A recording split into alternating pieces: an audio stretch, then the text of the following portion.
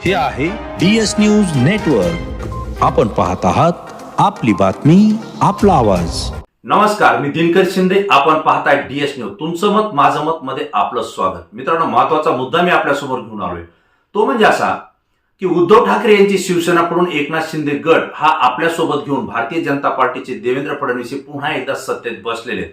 भारतीय जनता पार्टीला सत्ता गेल्यापासून त्या ठिकाणी शांतता लाभत नव्हती, समाधान लाभत नव्हतं आणि म्हणूनच त्यांनी सत्ता महाविकास आघाडीची सत्ता असताना शिवसेना उद्धव ठाकरे गट फोडला आणि एकनाथ शिंदे यांना आपल्यासोबत घेऊन सत्ता स्थापन केली.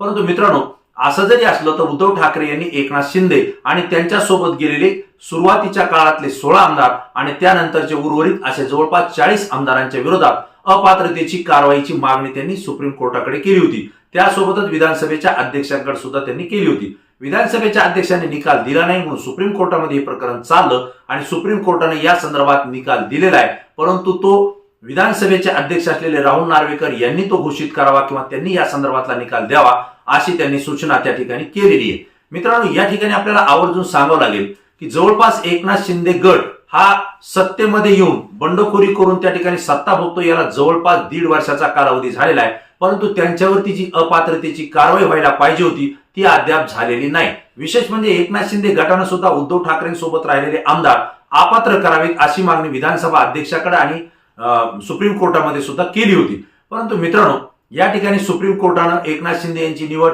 ही त्या ठिकाणी घटनाबाह्य ठरवली.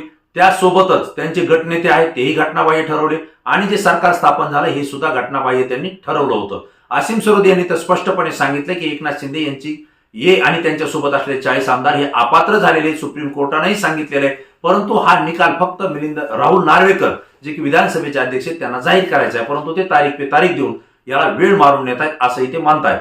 मित्रांनो, आजची परिस्थिती अशी झाली आहे की आता सुप्रीम कोर्टानं विधानसभेचे अध्यक्ष राहुल नार्वेकर यांना 2 ते 3 वेळेस त्या ठिकाणी त्यांच्यावर त्यांनी सडकून टीका केलेली आहे, त्यांना सुनावलेले आणि या संदर्भात तात्काळ तुम्ही कारवाई करा आणि जो काही तुमचा निर्णय असेल तो द्या, अधिक वेळ घालू नका अशा पद्धतीच्या कडक सूचना त्यांनी राहुल नार्वेकर यांना सुप्रीम कोर्टाने केलेल्या आहेत. आणि त्यानुसार आता राहुल नार्वेकर असतील यांनी या अपात्रतेच्या कारवाई संदर्भात वेग घेतलेला आहे. त्यांनी दिल्लीला जाऊन सुद्धा या संदर्भात अनेक वेळा मार्गदर्शन घेतलेलं आहे. त्यांनी कालही दिल्लीला जाऊन मार्गदर्शन घेतलंय आणि 30 ते 31 ऑक्टोबर पर्यंत सुप्रीम कोर्टामध्ये आपली बाजू मांडण्याचे त्यांना आदेश दिलेले, सूचना दिलेल्या आहेत. ते त्या ठिकाणी बाजू मांडणार आहेत. परंतु दरम्यान उपमुख्यमंत्री देवेंद्र फडणवीस यांनी एका वृत्तवाहिनीला दिलेल्या मुलाखतीमध्ये स्पष्टपणे सांगितलं. त्यांना प्रश्न असा विचारला होता की एकनाथराव शिंदे हे अपात्र होतील अशी परिस्थिती दिसते, कारण देवेंद्र फडणवीस यांचा एक व्हिडिओ भारतीय जनता पार्टीच्या सोशल मीडियावर व्हायरल झाला, ज्यामध्ये मी पुन्हा येईल अशा पद्धतीचं देवेंद्र फडणवीस यांचा स्टेटमेंट असलेला व्हिडिओ तो चालत होता. परंतु अवघ्या काही 55 मिनिटाच्या आत त्याच्यावर टीका झाल्यामुळं तो व्हिडिओ भारतीय जनता पार्टीनं काढून घेतला आणि या संदर्भात पत्रकाराने त्यांना प्रश्न विचारला होता की मी पुन्हा येईल म्हणजे देवेंद्र फडणवीस हे मुख्यमंत्री होतील का आणि एकनाथराव शिंदे हे अपात्र होऊन घरी बसतील का अशी राज्यामध्ये चर्चा आहे. याला उत्तर देताना देवेंद्र फडणवीस यांनी स्पष्टपणे सांगितलं की एकनाथराव शिंदे हे 5 वर्षाचा काळ पूर्ण करतील, ते अपात्र होणार नाही आणि जरी ते अपात्र झाले तरीही तेच मुख्यमंत्री राहतील, कारण जरी त्यांची आमदारकी गेली तर आम्ही त्यांना विधान परिषदेवर घेऊ पण मुख्यमंत्री म्हणून आम्ही त्यांना कायम बसवू. मित्रांनो, हाच मुद्दा महत्वाचा आहे जो की एकनाथराव शिंदे यांच्या सोबत गेलेल्या 39 आमदारांच्या काळजामध्ये धडकी भरवणारा आहे.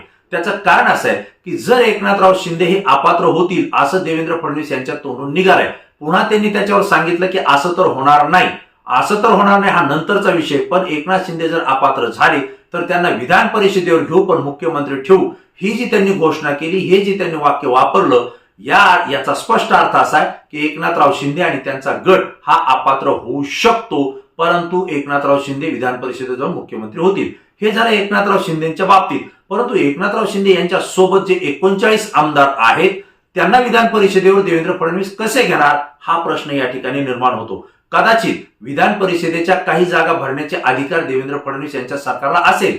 अजित पवार गट आहे त्यांच्या सोबत असल्यामुळे काही काळ, काही दिवस हे सरकार स्थिरही राहील, परंतु एकनाथराव शिंदे यांना विधान परिषदेवर घेण्या इतकं मत या सरकारमध्ये असेल का? आणि जर असेल तर उर्वरित 39 आमदारांना विधान परिषदेवर आपण कसे घ्याल? जर त्यांना घेता येणार नसेल तर ते अपात्र ठरले तर त्यांची आमदारकी जाईल आणि परिणामी त्यांना पुन्हा विधानसभेमध्ये भविष्यात पोहोचता येईल की नाही हे सांगता येणार नाही. कारण अपात्र जर झालं तर 6 वर्ष ते अपात्र होतात आणि त्यानंतर मात्र त्यांना येणाऱ्या विधानसभेच्या निवडणुकीमध्ये उभा राहता येणार नाही, अशी स्थिती राजकीय विश्लेषक या ठिकाणी व्यक्त करतायत. मित्रांनो, गंभीर प्रश्न असा आहे की ज्यांनी विश्वास ठेवून एकनाथराव शिंदे सोबत सत्तेमध्ये सहभागी झाले, ज्या उद्धव ठाकरेंनी आपल्याला उमेदवारी दिली, ज्या शिवसेनेनं आपल्याला आमदार केलं, त्यांच्याशी गद्दारी करून त्यांना सोडचिठ्ठी देऊन भारतीय जनता पार्टी सोबत सत्तेची फळं चाखण्याचा प्रयत्न काही आमदारांनी केला. त्यापैकी 9 जण हे मंत्री झाले, पण उर्वरित आमदार आजही मंत्रिपदाच्या अपेक्षेत आहेत.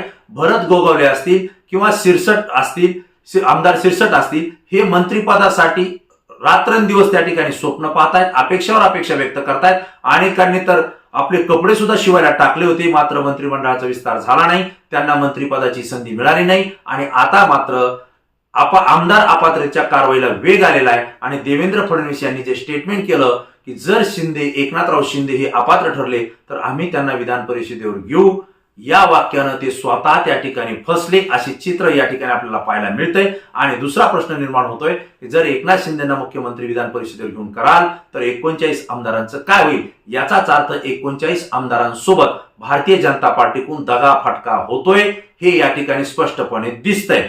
जर असं झालं तर या 39 आमदारांना जनता माफ करणार नाही आणि हे 39 आमदार एकनाथराव शिंदे आणि देवेंद्र फडणवीस यांना माफ करणार नाही. परंतु ही सगळी परिस्थिती हाताबाहेर गेली असेल, हातातून गेलेली असेल, याचा कुठेही राजकारणात भविष्यात या आमदारांच्या बाबतीत सकारात्मक परिणाम आपल्याला पाहायला मिळणार नाही, असं चित्र महाराष्ट्रामध्ये दिसतंय.